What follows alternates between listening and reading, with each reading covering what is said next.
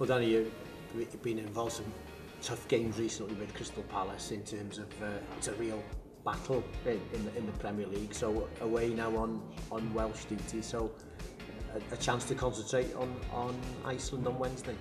Yeah, you know, as you say, been a tough season so far with Palace. You know, luckily last kind of couple of months we've picked up a bit and managed to pick up some points and kind of give us a chance of, you know, hopefully staying in the league. And sometimes, you know, it's nice to have a little change of scenery and come away and see all the Welsh boys and, you know, hopefully get some minutes on Wednesday as well. So yeah, you know, sometimes when you're playing week in and week out for your club and it's quite tough, it's nice to have a change of scenery and meet up with the lads who you don't get to see too often, and sometimes, you know, you're just playing against them and stuff. So it's nice to meet up together and have a couple of days away and look forward to a different kind of game.